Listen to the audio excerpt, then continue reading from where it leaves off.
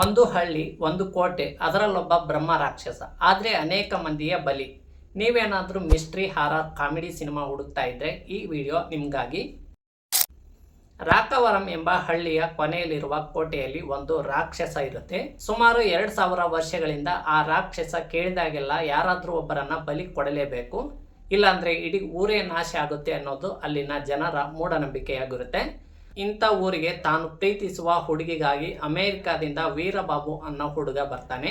ಅವನು ಗೊತ್ತಿಲ್ಲದೆ ರಾಕ್ಷಸ ಇರೋ ಜಾಗಕ್ಕೆ ಹೋಗ್ಬಿಡ್ತಾನೆ. ಆಮೇಲೆ ಏನಾಯ್ತು, ಅವನು ಬದುಕಿದ್ನ, ಆ ರಾಕ್ಷಸನ ರಹಸ್ಯ ಏನು ಎನ್ನುವುದನ್ನ ಸಿನಿಮಾದಲ್ಲೇ ನೋಡಬೇಕು. ಸಿನಿಮಾ ಹೆಸರು ಬಂದು ರಾಕಾಸ ಅಂತ. ಸಂಗೀತ ಶೋಭನ್ ಅವರು ಈ ಸಿನಿಮಾದ ಹೈಲೈಟ್. ಅವರ ಕಾಮಿಡಿ ಟೈಮಿಂಗ್ ಸಖತ್ತಾಗಿದೆ. ಅವರು ಸ್ಕ್ರೀನ್ ಮೇಲೆ ಬಂದರೆ ಸಾಕು, ನಗು ಬರುತ್ತೆ. ಸಿನಿಮಾದ ಫಸ್ಟ್ ಹಾಫ್ ಮುಗಿಯೋ ಟೈಮ್ನಲ್ಲಿ ಕೂಡ ಟ್ವಿಸ್ಟ್ ತುಂಬ ಕುತೂಹಲ ಮೂಡಿಸುತ್ತೆ. ಆದರೆ ಇಡೀ ಕಥೆಯಲ್ಲಿ ಹೊಸತನ ಸ್ವಲ್ಪ ಕಡಿಮೆ ಇದೆ. ಮುಂದೆ ಏನಾಗುತ್ತೆ ಅಂತ ನಾವು ಗೆಸ್ ಮಾಡಬಹುದು. ರಾಕಾಸ ಒಂದು ಪಕ್ಕ ಟೈಮ್ ಪಾಸ್ ಸಿನಿಮಾ.